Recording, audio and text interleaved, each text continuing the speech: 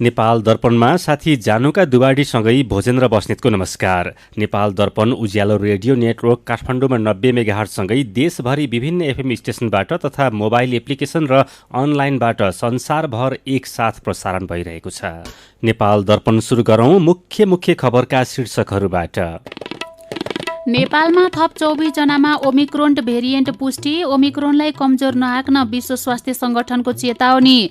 Corona संक्रमण पुष्टि हुनेको संख्या आज पनि बढ्यो। ओमिक्रोन फैलन नदिन उच्च सतर्कता अपनाउन प्रधानमन्त्री देउबाको निर्देशन। 60 भन्दा धेरै जिल्लामा एमालेको अधिवेशन सुरु। आउँदो राष्ट्रिय सभा चुनाव प्रतिकूल बने पनि जनमत आफूहरूको पक्षमा रहेको अध्यक्ष ओलीको दाबी। सत्तारूढ गठबन्धनद्वारा संसदको अवरोध हटाउने बारे एमालेसँग छलफल गर्ने जिम्मा प्रधानमन्त्री देउवालाई। दैनिक झण्डै 4000वटा लाइसेन्सको स्मार्ट कार्ड छापिँदै। कार्ड नपाएका सबैले फागुनसम्ममा पाइसक्ने यातायात व्यवस्था विभागको दाबी। हाम्रो पहिलेदेखिको टार्गेट माघ मसान्त हो। माघ मसान्तको 1-1.5 हप्ता 1-2 हप्ता यताउता हुनसक्छ। अब भनौँ न फागुन महिनासम्ममा त सबै पाइन्छ नै। काजाकिस्तानको सेनालाई बिना चेतावनी गोली चलाउने अनुमति। झडपमा कम्तीमा 44 जनाको ज्यान गयो। प्रदर्शन नियन्त्रणका लागि रुसी सेना पनि खटिए। र ए डिभिजन लिग अन्तर्गत आज भएका दुवै खेल बराबरीमा सकिए। 8औं चरण अन्तर्गत भोलि 3वटा खेल हुँदै। रेडियो नेटवर्कबाट प्रसारण भइरहेको नेपाल दर्पणमा अब सुनौ पूरा खबर। नेपालमा थप 24 जनामा कोरोना भाइरसको नयाँ भेरिएन्ट ओमिक्रोन पुष्टि भएको छ। स्वास्थ्य तथा जनसङ्ख्या मन्त्रालयले विज्ञप्ति निकालेर पुष महिनामा सङ्कलन गरिएका 1146वटा नमुनामध्ये 24वटामा ओमिक्रोन संक्रमण पुष्टि भएको जानकारी गराएको हो। यी नमुना देशभरबाट सङ्कलन गरिएका हुन्। यो सँगै नेपालमा ओमिक्रोन पुष्टि हुनेको संख्या 27 जना पुगेको छ। यस्तै विश्व स्वास्थ्य संगठन WHO ले कोरोना भाइरसको ओमिक्रोन भेरिएन्टलाई कमजोर नआक्न सचेत गराएको छ। संक्रमण विश्वभरि फैलिएको र मानिसले ज्यान गुमाउन थालेका भन्दै WHO ले ओमिक्रोनलाई कमजोर नआक्न चेतावनी दिएको हो। पछिल्ला अध्ययनले ओमिक्रोन कोरोनाका अरू भेरिएन्ट भन्दा कमजोर देखाएका थिए, तर WHO का प्रमुख डाक्टर टेड्रोस एडहोर्नेम गेब्रेयेससले ओमिक्रोनका कारण धेरै संख्यामा मानिस संक्रमित हुँदा स्वास्थ्य प्रणाली नै दबावमा परेको बताउनु भएको छ। साथै डाक्टर टेड्रोसले गरिब देशमा खोप पुर्याउन सबैको समुचित वितरणको सुनिश्चिततामाथि पनि जोड दिनु भएको छ। यसैबीच नेपालमा कोरोना भाइरसको संक्रमण आज पनि बढेको छ। बितेको 5 दिनदेखि कोरोना भाइरसका संक्रमित बढिरहेका छन्। पछिल्लो 24 घण्टामा PCR एन्टिजेन गरी 14971 जनाको नमुना परीक्षण गरिएकोमा 6.46% अर्थात् 968 जनामा कोरोना संक्रमण पुष्टि भएको स्वास्थ्य तथा जनसङ्ख्या मन्त्रालयले जनाएको छ। यस्तै 262 जना संक्रमित निको भएका छन्। पछिल्लो 24 घण्टामा कोरोना संक्रमणका कारण कसैको पनि ज्यान गएको छैन। अहिले नेपालमा 5741 जना सक्रिय संक्रमित रहेका छन्। पछिल्लो 24 घण्टामा 2,63,371 जनाले कोरोना विरुद्धको खोप लगाएका छन्। नेपालमा अहिलेसम्म 1,10,02,976 जनाले पूर्ण मात्रा खोप लगाएका छन्। यस्तै 1,49,02,687 जनाले कम्तीमा एक मात्रा खोप लगाएका स्वास्थ्य तथा जनसङ्ख्या मन्त्रालयले जनाएको छ। यसैबीच प्रधानमन्त्री शेरबहादुर देउवाले कोरोनाको ओमिक्रोन भेरिएन्टको संक्रमण बढ्न नदिन उच्च सतर्कता अपनाउन सम्बन्धित निकायलाई निर्देशन दिनुभएको छ।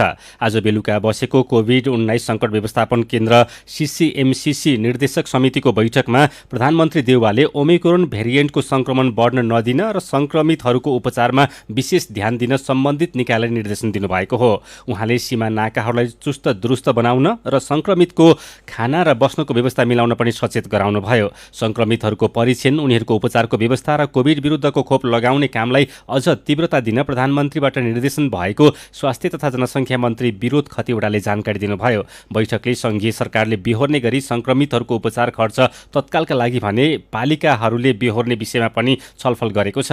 बैठकले बुस्टर डोज खोप पनि अघि बढाउने अनुमति दिएको छ। बैठकमा कोरोनाको ओमिक्रोन भेरिएन्टको संक्रमण दर बढ्दै गएमा छिट्टै अर्को बैठक बोलाएर स्मार्ट लकडाउन गर्ने विषयमा पनि छलफल भएको मन्त्री खतिवड़ाले बताउनुभयो। अब यसको बढ्ने स्थितिमा चाहिँ नि अब हामीले स्मार्ट लकडाउन भनौँ न, कुन खास पार्ट गरेर पुग्ने हो कि जिल्ला मात्रै गर्ने हो कि कुनै खास अब सिनेमा हल, नाइट क्लबहरू भनौँ अथवा चाहिँ यस्ता अरू चिज पनि हुनसक्छन्, त्यो चिजहरू गर्ने हो कि विद्यालयको हिउँदे बिदा आइरहेको छ त्यसलाई 5-10 दिन लम्ब्याइदिने हो कि कुन पक्षमा हुनसक्छ त्यसलाई होमवर्क गरेर हामी चाँडै नै फेरि यसको बैठक बस्छौँ।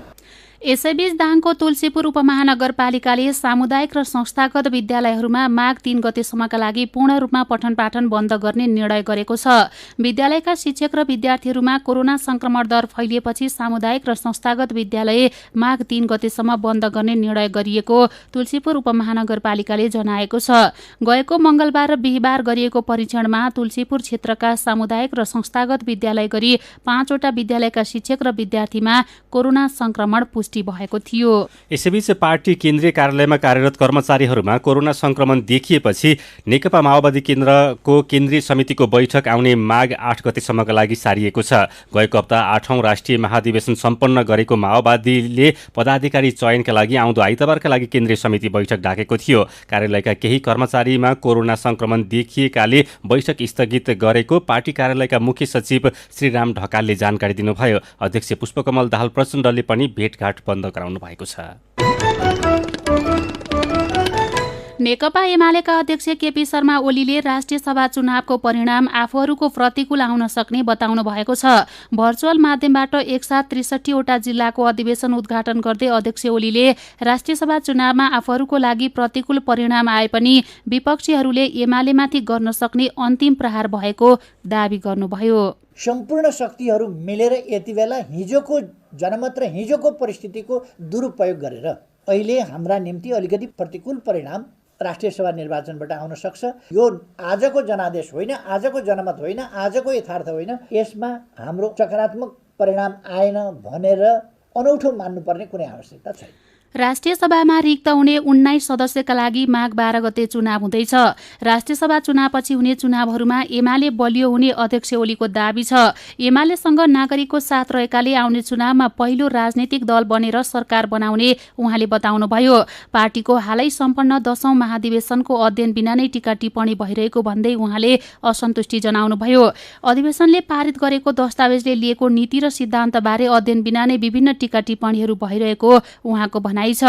यसैबीच नेकपा एकीकृत समाजवादीका अध्यक्ष माधव कुमार नेपालले नेकपा एमालेका अध्यक्ष केपी शर्मा ओलीले राष्ट्रिय सभा चुनावमा हार स्वीकार गरिसकेको बताउनु भएको छ। पार्टीको काठमाडौँ महानगर कमिटिले आयोजना गरेको कार्यक्रममा अध्यक्ष नेपालले राष्ट्रिय सभाको चुनावमा ओलीले हार स्वीकार गरेको बताउनु भएको हो।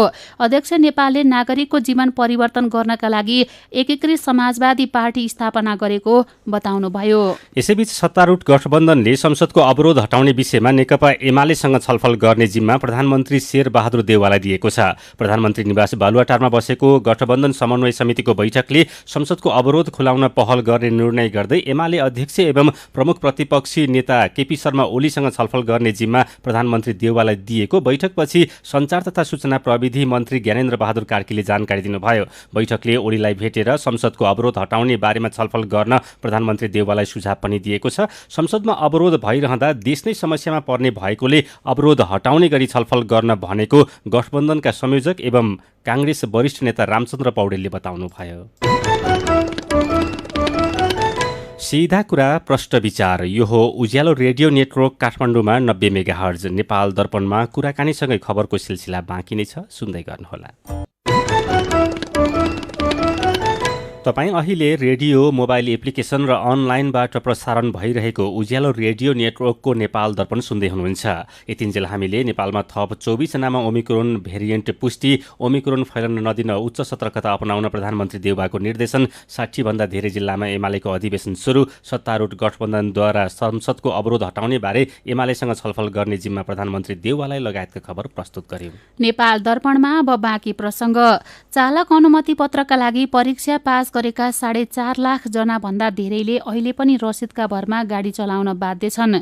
कार्ड सकिएपछि झण्डै 15 महिनादेखि स्मार्ट लाइसेन्स छपाईको काम रोकिएको थियो।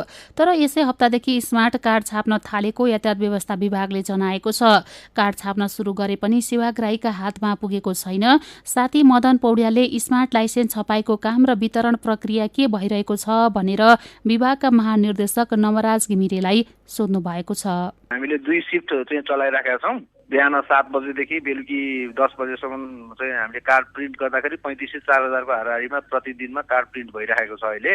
अब त्यो चाहिँ कार्ड अलिकति प्रिन्टको स्पिड बढाउनु पर्ने छ। आज साथीहरूसँग मैले भनेको छु अब 3 सिफ्ट चलाउनु पर्यो। बेलुका चाहिँ बिहान चाहिँ 7 बजेदेखि 1 बजेसम्म, 1 बजेदेखि बेलुका चाहिँ 7 बजेसम्म, 7 बजेदेखि बेलुका चाहिँ 1 बजेसम्म गरेर अलिकति बढाउनु पर्यो भन्ने चाहिँ हाम्रो कुरा भइरहेको छ। अहिले अस्ति हामीले प्रिन्ट गरेर आजसम्म गर्दाखेरि करिब 24-25 हजार हामीले कार्ड प्रिन्ट गरेका छौँ। त्यसमध्ये सबभन्दा बढी एकान्त कुनाको हामीले प्रिन्ट गरेर सकेका छौँ। एकान्त कुनाको करिब 2020 को सबै कार्डहरू सकिसकेको छ। अब 2021 को सुरु गर्दैछौँ भने अरू कार्डहरू जस्तै अब जुम्लाको सबै चाहिँ प्रिन्ट गरेर पठाएका छौँ। जुन थोरै कार्ड भएकाहरूको लागि चाहिँ हामीले प्रायः सबै प्रिन्ट गरेर पठाउँदै पनि आएका छौँ अहिले होइन। यो चाहिँ नियमित भइराखेकै छ। यसअघि चाहिँ कार्ड छपाई थाल्दै गर्दाखेरि दैनिक 10,000 सम्म छाप्न सकिन्छ कि भनेर यातायात व्यवस्था विभागले भनेको थियो। अब त्यो चाहिँ हाम्रो मेसिनको क्यापासिटी चाहिँ घन्टाको 450 को हिसाब गर्दाखेरि चाहिँ हामीले 18 घन्टा चलाउन सक्यो भनेदेखि चाहिँ 10,000 छापिन्छ भन्ने हो। अब त्यो भनेको त चाहिँ यस्तो छ, अब मान्छे पनि हामीले थप्नुपर्छ त्यसको लागि। फेरि हामीसँग अहिले भइरहेको मान्छेले पनि पुग्दैन। त्यो हाम्रो तयारी छ। तर अब ठ्याक्कै चाहिँ 10,000 भनेर 10,000 प्रिन्ट भइरहेको छैन। यो दैनिक चाहिँ जस्तै मेरो भोलि पर्सि टिकट छ वैदेशिक रोजगारमा जाने भन्ने 100, 150, 200, 300 सम्मको मान्छेहरू चाहिँ नै दैनिक अहिले आइराख्नु भएको छ कि यो पुरानो चाहिँ कार्डहरू चाहिँ अर्ली प्रिन्टिङको लागि हो। त्यो अर्ली प्रिन्टिङ गर्नलाई हामीले चाहिँ प्रिन्ट चाहिँ रोक्ने बित्तिकै 300 कार्ड प्रिन्ट गर्नलाई पनि एउटा सिफ्ट चाहिँ खर्च गर्नुपर्ने हुन्छ। त्यसले गर्दाखेरि चाहिँ नि अलिकति चाहिँ त्यो डिले भइरहेको छ। तर हामीले जति सक्ने क्षमताबाट हामी प्रिन्ट गर्दैछौँ। भनेको अझै पनि 4.5 लाख सेवाग्राहीले चाहिँ कार्ड लिन बाँकी छ भनेपछि अब कहिलेसम्म सहज होला त यही तरिकाले यही गतिले? 4.5 लाख मध्ये 50,000 जति सकिसक्यो। अब 4 लाख मात्रै बाँकी छ 1-1.5 हप्ताको बिचमा। अब यो 4 लाख पनि त्यही त अब हामीले क्षमताले भ्याएसम्म सक्दै जाने हो। त्यो भएको हुनाले हामीले चाहिँ गर्ने कुरालाई रोकेका छैनौँ अथवा त्यसलाई चाहिँ डिले गर्नुपर्ने कार्ड चाहिँ लामो समय राखेर हामीलाई यत्रो तपाईँहरूको क्वेसन सुनिराख्न त पटक्कै मन छैन नि। चाहे त 15 दिनमा सक्न पाए हुन्थ्यो नि, के गर्नु सकिँदैन। कहिलेसम्म चाहिँ सहज गरी पाउन सकिएला त अहिलेकै अवस्था? मसान्त हाम्रो पहिलेदेखिको टार्गेट माघ मसान्त हो। माघ मसान्तको 1-1.5 हप्ता 1-2 हप्ता यताउता हुनसक्छ। अब भनौँ न फागुन महिनासम्ममा त सबै पाइन्छ नै।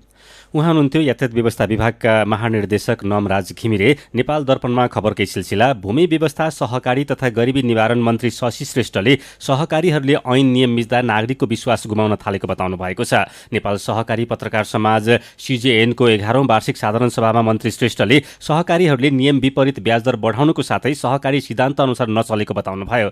वित्तीय अनुशासन कमजोर हुनु, सर्वसाधारणले सजिलै र सुलभ दरमा ऋण नपाउनु, सर्वसाधारणको आय आर्जन भन्दा घर जग्गा कारोबार लगायत सीमित व्यक्तिको व्यापारको थलो बन्नु लगायतका कारण नागरिकको विश्वास गुमाउन थालेको उहाँको भनाइ छ। सरकारले तोकेको भन्दा बढी ब्याज लिने, सहकारी ऐन अनुसार साधारण सभा तथा खर्च नगर्ने, राजनीतिक आस्थाका आधारमा सेवा सुविधामा विभेद गरेको जस्ता गुनासो आएको भन्दै मन्त्री श्रेष्ठले सहकारीले नियम विपरीत बढाएको ब्याज घटाउनु पर्ने बताउनुभयो। सहकारीबाट तल्लो तहका नागरिक लाभान्वित हुनुपर्ने सिद्धान्त अनुसार सहकारीहरूले काम गर्नुपर्ने उहाँको भनाइ छ। लगानी बोर्डले संयोजन गरेको हुवासिन सिमेन्ट उद्योगले भोलिदेखि परीक्षण उत्पादन थाल्ने भएको छ। उद्योगको भट्टीमा चुनढुङ्गा राखेर उत्पादनको तयारी पूरा गरेको हुवासिन सिमेन्ट उद्योगका उपमहाप्रबन्धक डिलिराज पोखरेलले जानकारी दिनुभयो। व्यावसायिक उत्पादनका लागि भन्ने थप 2 महिना लाग्ने उहाँले बताउनुभयो। उद्योगमा गएको कार्तिकको अन्तिम हप्तादेखि विद्युत उपलब्ध भएको छ। उद्योगले प्रदूषण नियन्त्रणका लागि विश्वमा अहिले उत्कृष्ट फिल्टर लगायत इलेक्ट्रोस्ट्याटिक प्रिसिपिटेटर जडान गरेको जनाएको छ। 2074 सालको मङ्सिर 12 मा हुवासिनलाई खानी विभागले धादिङको पानी खर्कमा खानी उत्खनन गर्न अनुमति दिएको थियो। खानीका लागि चिनिया प्रवर्धकले 60 करोड रुपैयाँ बराबरको लगानी गरेको छ। उद्योगको उत्पादन क्षमता दैनिक 3000 मेट्रिक टन रहेको छ। सर्लाहीको बरहथवा नगरपालिका वडा नम्बर 10 कटानीमा उखुबारीभित्र जलेको अवस्थामा एकजना महिलाको शव भेटिएको छ। स्थानीयले उखुबारीमा घाँस काट्ने क्रममा स्थानीय सुरत राम चमारकी श्रीमती 32 वर्षकी सावित्री देवी राम चमारको शव भेटेका प्रहरीले जनाएको छ। मृतकको शरीरको विभिन्न भागमा जलेकोले घटना शङ्कास्पद देखिएपछि अनुसन्धान प्रक्रिया अघि बढाएको जिल्ला प्रहरी कार्यालय सर्लाहीका प्रहरी नायब उपरीक्षक माधव प्रसाद बुढाथोकीले जानकारी दिनुभयो। मृतक महिला 1 हप्तादेखि घरबाटै हराएको स्थानीयले बताएका छन्। मृतक श्रीमान सुरत 2 वर्षदेखि वैदेशिक रोजगारीको सिलसिलामा कतारमा रहेका छन्। थारू समुदाय माघीको तयारीमा जुटेका छन्। दाङ लगायतको जिल्लामा बसोबास गर्ने थारूहरू आफूहरूको सबैभन्दा मुख्य पर्व माघीको तयारीमा जुटेका हुन्। पुरुषहरू माघीका लागि मासु लगायतको जोहो गर्न थालेका छन् भने महिलाहरू घर र घरभित्र भएका सबै भाँडाकुँडा सफा गर्न थालेका दाङको तुलसीपुर नगरपालिका वडा नम्बर 6 रजौराका ज्ञानसिंह चौधरीले बताउनुभयो। यस्तै थारू बस्तीमा रोटी पकाउने, पिठो, दुना, टपरी लगायतको तयारी पनि भइरहेको छ। माघीमा पाहुना धेरै आउने भएकाले एक हप्ता अगाडिदेखि नै आफूहरू तयारीमा व्यस्त हुने रजौराकै बुझौनी चौधरीले बताउनुभयो। दाङमा पुसको दोस्रो हप्तादेखि माघी महोत्सव तथा नृत्य प्रतियोगिता सुरु भइसकेका छन्। घरदेखि टाढा काम तथा अध्ययन गर्न गएका थारू समुदायका व्यक्ति माघीमा आफ्नो घर फर्किन्छन्। सीधा कुरा प्रश्न विचार। यो हो उज्यालो रेडियो नेटवर्क काठमाडौँमा 90 मेगाहर्ज। नेपाल दर्पणमा मेरो पनि भन्नु छ सँगै खबरको सिलसिला बाँकी नै छ, सुन्दै गर्नुहोला। विभिन्न रेडियो स्टेशनबाट मेचीदेखि महाकालीसम्म र मोबाइल एप्लिकेसन तथा अनलाइनबाट संसारभरि एकसाथ प्रसारण भइरहेको नेपाल दर्पणमा तपाईँलाई फेरि स्वागत छ। अब बाँकी खबर। राष्ट्रिय सभाको बैठक आउँदो 27 गते दिउँसो 1 बजेका लागि सरेको छ। आउँदो 25 गते आइतबारका लागि बोलाइएको बैठक विशेष कारणवश पुस 27 गते मंगलबारका लागि सारेको संसद सचिवालयले जनाएको छ। पशुपति क्षेत्रमा रहेको धर्मशाला सञ्चालनबारे छानबिन गर्न समिति गठन भएको छ। नारायणहिट्टीमा रेस्टुरेन्ट सञ्चालनका लागि पूर्वाधार बनाउन थालेको बतास समूह अन्तर्गतको आनन्द प्राणीले ठेक्कामा लिएको धर्मशालामा मनपरी भाडा लिने गरेको उजुरीका आधारमा छानबिन समिति गठन भएको हो। संस्कृति, पर्यटन तथा नागरिक उड्डयन मन्त्री प्रेमबहादुर आलेको निर्देशनमा मन्त्रालयले पशुपति क्षेत्र विकास कोषका कोषाध्यक्ष नारायण प्रसाद सुवेदीको संयोजकत्वमा 5 सदस्यीय समिति गठन गरेको छ। समितिलाई 7 दिनभित्रमा प्रतिवेदन पेश गर्न समय दिएको छ। धर्मशालाका विषयमा छानबिनका लागि युवा संघ नेपालको टोलीले पनि मन्त्री आलेलाई आजै ज्ञापन पत्र बुझाएको छ। यस्तै नारायणहिट्टीमा रेस्टुरेन्टका लागि बनाइएका संरचनाहरू भत्काउन थालिएको छ। सप्तरीमा लागु औषधसहित 2 जना पक्राउ परेका छन्। विष्णुपुर गाउँपालिका 4 का श्यामकुमार यादव र तिलाठी कोइलाडी गाउँपालिका 8 का प्रमानन्द महतोलाई राजगढ गाउँपालिका वडा नम्बर 6 मा पक्राउ गरिएको प्रहरीले जनाएको छ। साइकलमा भारतबाट नेपाल आउँदै गरेको अवस्थामा शंका लाएर जाँच गर्दा एसपीएम प्रोभिक्सन लेखिएको 408 थान क्याप्सुल, नाइट्रोबेट 4 थान र डाइलेक्स डिसी 4 वटा बोतल बरामद गरेको प्रहरीले जनाएको छ। खोटाङको जनसेवा सामुदायिक अस्पतालमा डिजिटल एक्सरे सेवा सुरु भएको छ। दिक्तेल, रूपाकोट, मझुवागढी नगरपालिका वडा नम्बर 12 जाल्पाका स्थानीय बासिन्दाले 2060 सालमा स्थापना गरेको सामुदायिक अस्पतालमा पुरानो प्रविधिको एक्सरे उपकरण विस्थापित गर्दै डिजिटल एक्सरे सेवा सुरु भएको हो। नेपाल विद्युत प्राधिकरण इलामले चालु आर्थिक वर्षमा विद्युत महसुल नतिर्ने 1250 ग्राहकको विद्युत लाइन काटेको छ। बत्ती बालेर 2 महिनासम्म पनि पैसा नतिर्ने ग्राहकको विद्युत काटिएको प्राधिकरण इलाम शाखाका प्रमुख देवराज पौडेलले जानकारी दिनुभयो। उहाँका अनुसार विद्युत काटिए पनि झण्डै 90% ग्राहकले फेरि महसुल तिरेपछि विद्युत जडान गरिएको छ। झण्डै 10% ग्राहकले अझै महसुल नतिरेकाले विद्युत जडान गरिएको छैन। थाहा आन्दोलनका प्रणेता रूपचन्द्र विष्टको थलोका रूपमा चिनिने मकवानपुरको थाहा नगरपालिकाले आउँदो शैक्षिक सत्रदेखि पालिकाभित्रका विद्यालयमा थाहाको विषयमा अध्यापन गराउने भएको छ। मेरो पनि भन्नु छ। प्रदेशहरूमा दलहरूबीच भागबण्डा मिलाउनका लागि मन्त्रालय टुक्र्याएर मन्त्री बढाउने क्रम बढेको छ। बागमती प्रदेशमा 18 जना मन्त्री छन् भने अहिले प्रदेश 1 मा पनि मन्त्रालय बढाउने गृह कार्य सुरु भएको छ। यसरी प्रदेशमा मन्त्रालय र मन्त्री थप्ने क्रम बढेको बारेमा तपाईकै सुझाव र प्रतिक्रियालाई आजको मेरो पनि भन्नु छमा समेटेका छौं। विवेक शर्मा लेख्नुहुन्छ, मन्त्री र मन्त्रालय निरन्तर थपिने यो कार्यले देश आर्थिक रूपमा कमजोर बन्दै जान्छ।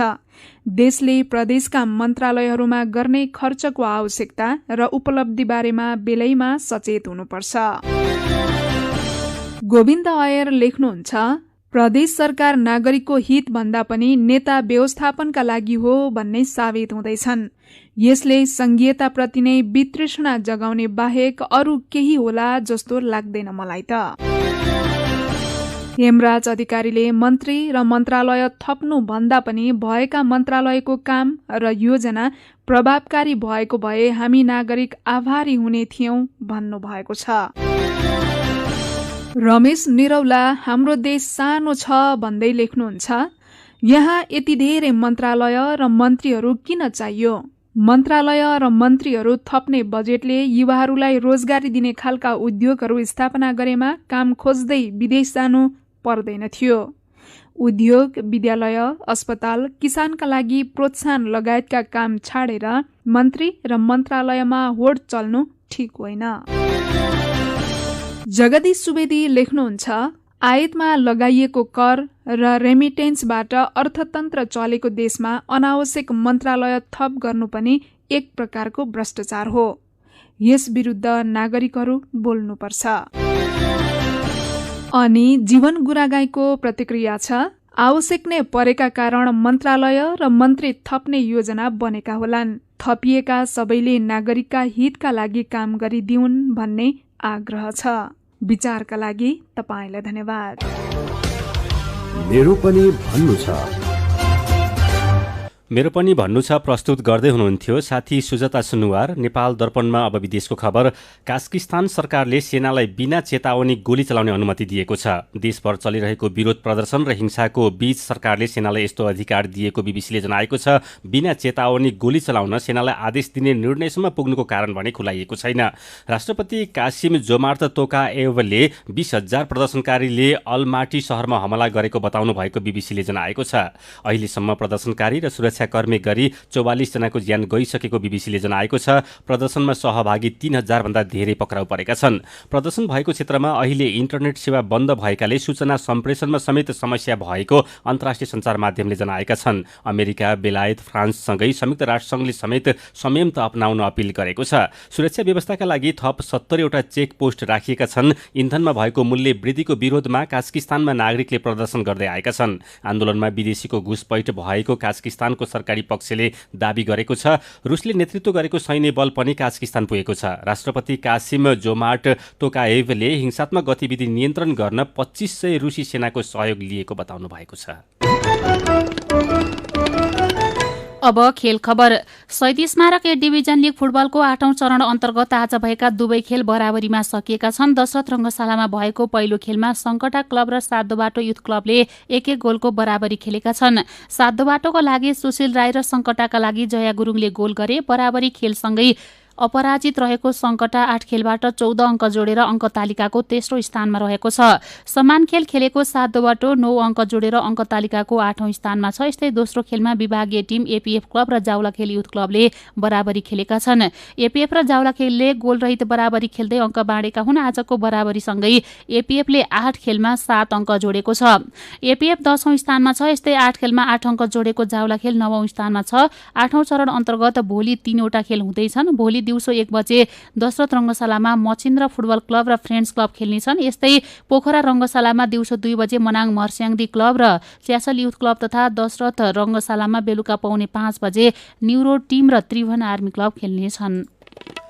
खेल खबरसँगै उज्यालो रेडियो नेटवर्कबाट प्रसारण भइरहेको नेपाल दर्पणको समय सकिने लागेको छ। बिदा हुनु अघि आजका मुख्य खबरका शीर्षकहरू फेरि एकपटक। नेपालमा थप 24 जनामा ओमिक्रोन भेरिएन्ट पुष्टि। ओमिक्रोनलाई कमजोर नआक्न विश्व स्वास्थ्य संगठनको चेतावनी। कोरोना संक्रमण पुष्टि हुनेको संख्या आज पनि बढ्यो। ओमिक्रोन फैलन नदिन उच्च सतर्कता अपनाउन प्रधानमन्त्री देउबाको निर्देशन। 60 भन्दा धेरै जिल्लामा एमालेको अधिवेशन सुरु। आउँदो राष्ट्रिय सभा चुनाव प्रतिकूल बने पनि जनमत आफूहरूको पक्षमा रहेको अध्यक्ष ओलीको दाबी। सत्तारूढ गठबन्धनद्वारा संसदको अवरोध हटाउने बारे एमालेसँग छलफल गर्ने जिम्मा प्रधानमन्त्री देउवालाई। दैनिक झण्डै 4,000 वटा लाइसेन्सको स्मार्ट कार्ड छापिँदै कार्ड नपाएका सबैले फागुनसम्ममा पाइसक्ने यातायात व्यवस्था विभागको दाबी। कास्किस्तानको सेनालाई बिना चेतावनी गोली चलाउने अनुमति। झडपमा कम्तीमा 44 जनाको ज्यान गयो। प्रदर्शन नियन्त्रणका लागि रुसी सेना पनि खटिए। र ए डिभिजन लिग अन्तर्गत आज भएका दुवै खेल बराबरीमा सकिए। 8औं चरण अन्तर्गत भोलि 3 वटा खेल हुँदै। आजको नेपाल दर्पण सकिएको छ। प्रविधिमा साथ दिने साथी सङ्घर्ष विष्टसँगै हामी जानुका दुवाडी र भोजेन्द्र बस्नेत पनि बिदा हुन्छौँ। कोरोना विरुद्धको खोप लगाउन छुट्नु भएको छ भने आफ्नो ओडामा सम्पर्क गर्नुहोला। नमस्कार।